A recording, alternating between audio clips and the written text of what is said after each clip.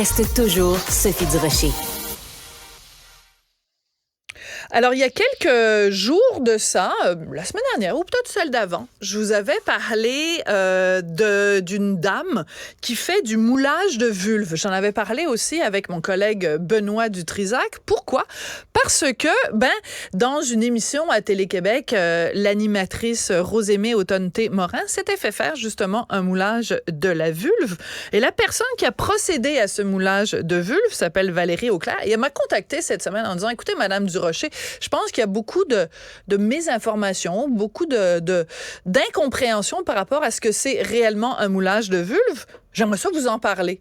Moi, vous savez, j'aime ça le dialogue. Alors, Valérie Auclair, qui est co-créatrice de Vulvette Underground, est au bout de la ligne. Bonjour, Madame Auclair. Bonjour. Écoutez, je vous laisse la parole. C'est quoi l'intérêt de se faire mouler la vulve? L'intérêt de se faire mouler la vulve, c'est une façon de reconnecter avec son corps. C'est une partie du corps qui est souvent mal aimée par beaucoup de femmes parce que elle n'est pas assez représentée. On ne sait pas vraiment c'est quoi la vraie diversité de tout l'éventail des vulves. Fait que c'est une façon de reconnecter avec son corps et de la célébrer en la transformant en œuvre d'art. D'accord. Alors, je suis allée sur votre site. Alors, donc, vous faites des moulages. Donc, mettons, si j'allais vous voir, vous pourriez faire un moulage de ma vulve et je pourrais l'utiliser de toutes sortes de façons. Donc, j'ai vu qu'on pouvait, par exemple, pour un certain prix, à peu près 200-300 $, faire comme une œuvre d'art. Donc, le moulage de la vulve est comme sur un fil en métal. Donc, on peut l'exposer comme une œuvre d'art. Ou même, on peut avoir plusieurs moulages de vulve en forme de lampe. Moi, j'imagine, mettons, mon père vient souper à la maison, hein, mon père. Puis là, il dit, « Hey, belle ta lampe, Sophie! » Puis j'ai dit, « Oui, regarde, papa, c'est ma vulve en 22 exemplaires. » Je vous jure, je suis une fille ouverte. Je suis une fille ouverte. Mais honnêtement, voir mon papa voir 22 représentations de ma vulve, pas sûr ça me tente. C'est très correct. Chaque personne fait ce qu'il veut avec son corps, c'est ça l'idée. Aussi. Par rapport aux ateliers, c'est soit un cadre ou une statuette qui est faite avec l'œuvre. Je fais toujours une œuvre pour les femmes qui font faire le moulage de leur vulve. Ça vient avec les ateliers Viva la Vulva.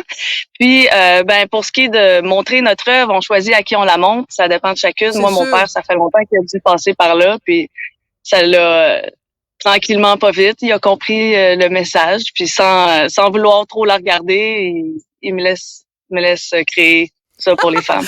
OK, non, mais moi, j'adore cette discussion. Donc, votre papa est déjà venu chez vous et il a vu quelque part, en plâtre ou dans une autre matière, un moulage de votre vulve. Non, mais moi, j'adore que vous soyez super ouverte et je m'incline devant cette ouverture.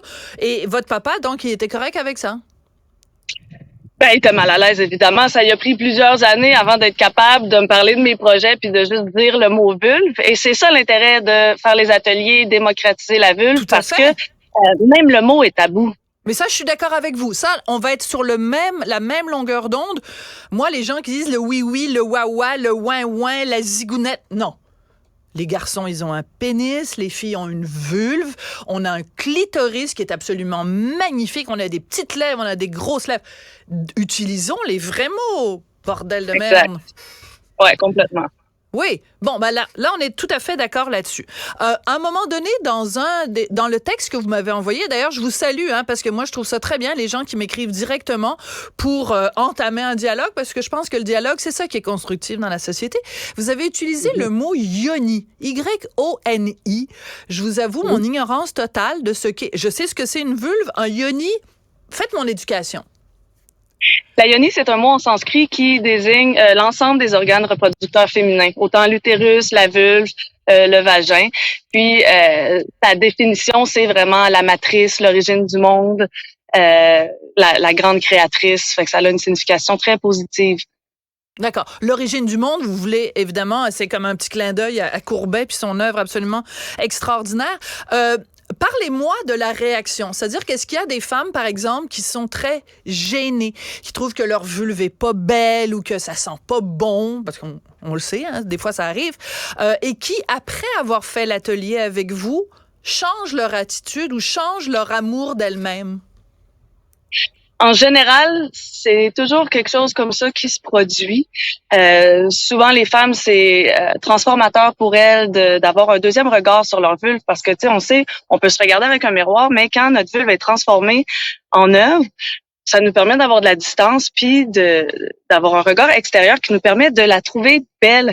Et souvent, c'est ce que les femmes me disent. Ah, crime, je suis vraiment surprise, je la trouve plus belle que je pensais. Puis il y en a qui me disent, ah, je pensais la mettre dans ma chambre. Puis finalement, je pense que je vais la mettre dans mon salon.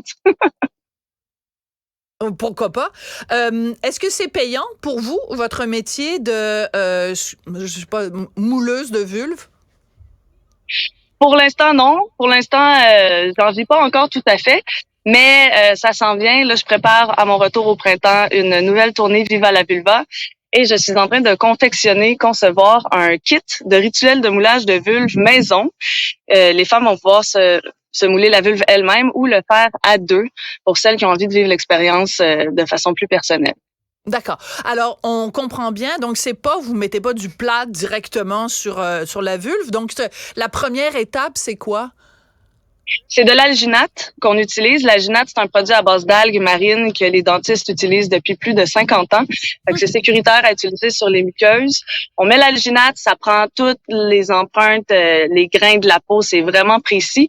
Ensuite, je mets des bandelettes de plâtre pour garder la forme du pubis. Ensuite, quand je retire le moulage, je coule du plâtre dedans, ça me donne un positif en plâtre. Je me crée ensuite un négatif en latex et je reproduis les vulves en papier pulpe. Puis là, je peux en reproduire des centaines avec mon moulage. D'accord.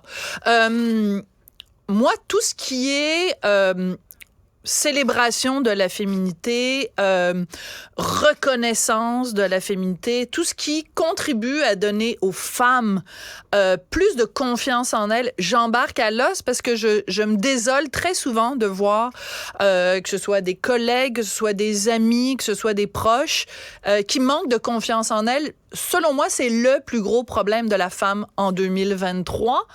En même temps, il ne faut pas tomber dans l'angélisme non plus.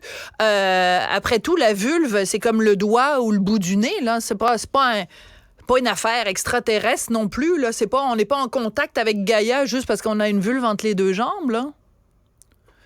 Non, mais c'est un organe qui est tabou et mal aimé. Fait que pourquoi pas le célébrer? Absolument. Excellente conclusion. Donc, célébrons nos vulves, soit en les ayant en plâtre et avec une lampe, soit en les gardant pour notre intimité, mais arrêtons de rendre la vulve tabou. Ça, là-dessus, je vous suis totalement. Écoutez, merci beaucoup. Ça a été une discussion franche et sincère. J'ai adoré ça. Valérie Auclair, vous êtes co-créatrice de Vulvette Underground et vous vous promenez avec votre tournée Viva la Vulva. Merci beaucoup. Partout au Québec. Merci à toi. Merci.